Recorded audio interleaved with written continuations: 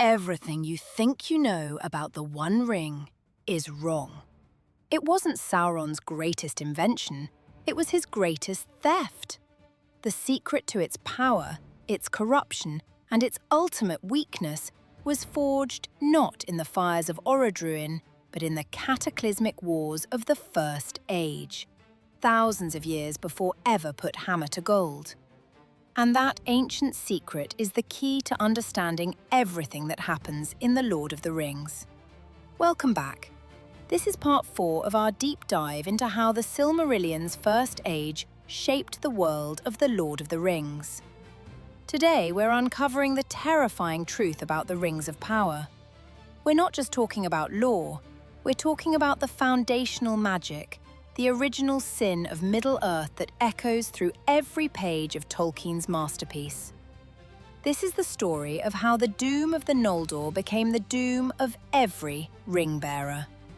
To understand the ring, we must first understand its core concept, subcreation.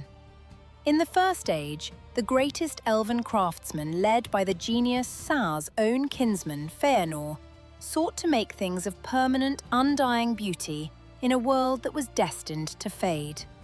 Their ultimate achievements were the Silmarils, 3 jewels that captured the very light of the 2 trees of Valinor. But these weren't just pretty gems.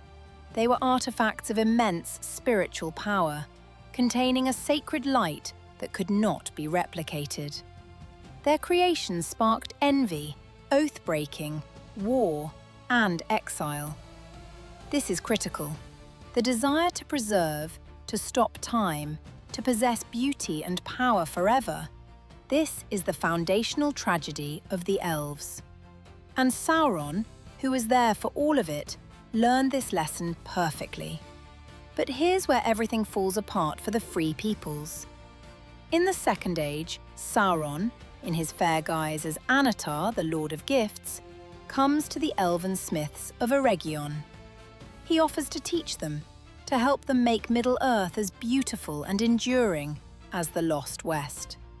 He plays directly on that ancient First Age longing. And they listen. Why? Because the memory of the Silmarils and the fading world was etched into their very souls. They wanted to create their own realms of preservation, their own havens against time. So together, they forge the Rings of Power. But it's all a trap. In secret, in Mount Doom, Sauron forges the One Ring to rule them all. Now, the common understanding is that Sauron simply poured his own power into the ring. But the deep, First Age truth is far more sinister. He didn't just use his power, he used a principle of binding and domination, first perfected in the theft and corruption of something else. Think of the Silmarils. Morgoth stole them, but he couldn't truly use them. They burned his flesh. They were pure, and he was not. Sauron, however, was a subtler corrupter. His master, Morgoth, sought to destroy or possess. Sauron sought to control and administrate. The One Ring's magic is the ultimate bureaucracy of evil. It doesn't just have power, it has a purpose: to dominate the wills of others, especially through other rings. This is a dark mirror of the Silmarils' power to captivate and inspire all who beheld them. Sauron studied the allure of the ultimate artifacts and weaponized it.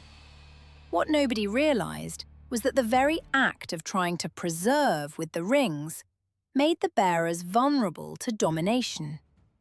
This is the First Age wound that never healed. When we see Galadriel tempted by the ring, it's not just about raw power. It's about her deepest, most ancient desire: to have a land that is beautiful, safe, and unchanging, just as she dreamed of in Valinor before the trees were destroyed. The ring whispers that it can make that dream permanent. Elrond's refuge in Rivendell is another echo, an attempt to create a haven of memory and preservation. The 3 elven rings, which Sauron never touched, still operate on this principle. They are tools of preservation. but their power is linked to the One. They are the last, most refined expression of that First Age elven ideal, and that makes them tragically bound to Sauron's master plan. This is why the ring's corruption is so insidious. It doesn't just offer power to the mighty, it speaks to the specific, deep-seated desires of the bearer. Vanir, it offers the power to save his city, to be the mighty warrior king like the heroes of old, a direct echo of the great human heroes of the First Age, who were also corrupted by promises of glory and kingdoms. For Njör, it offered just a fish. A meaner desire, but the mechanism is the same. It identifies a deep want and promises to fulfill it through domination.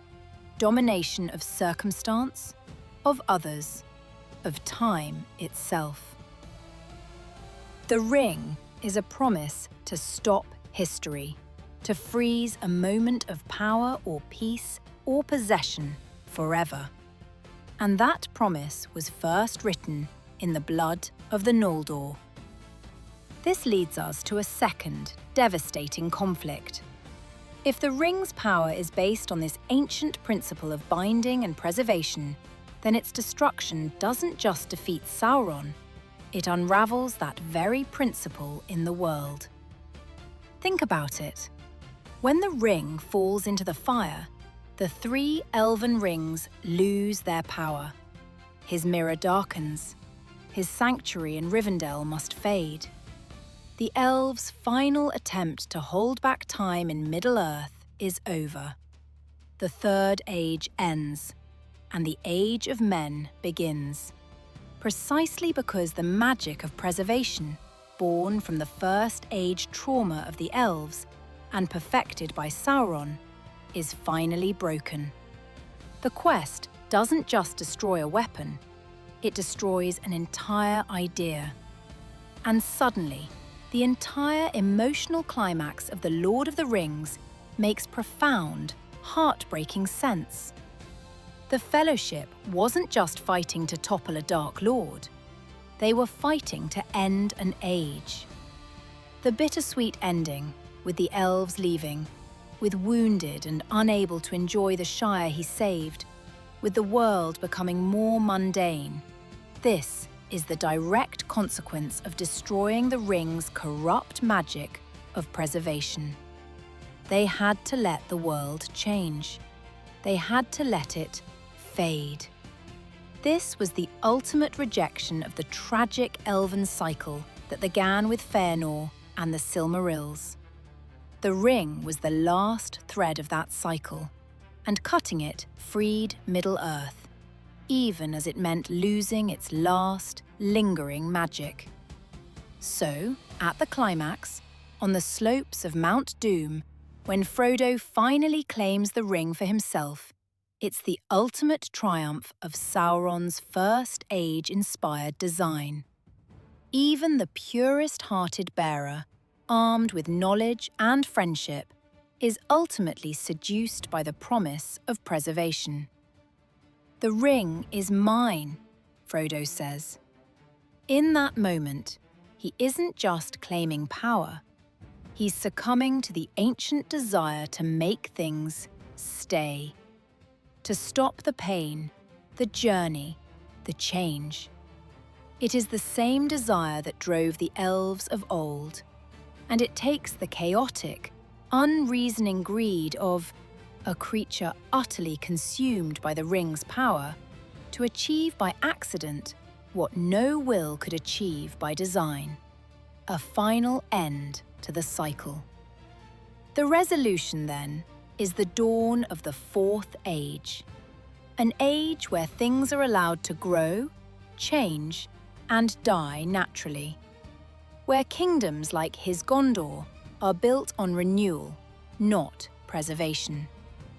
The ring was a relic of an older, more tragic worldview.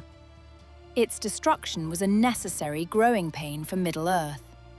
The legacy of the First Age wasn't just lost cities and names in a song.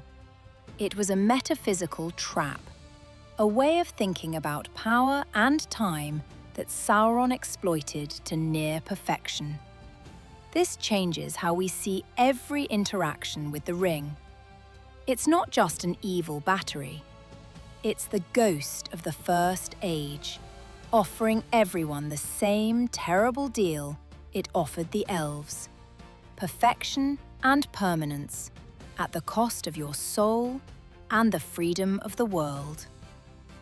If this deep dive into the roots of Middle-earth's greatest threat changed your perspective, then smash that like button. Let me know in the comments which other First Age secrets you want unraveled.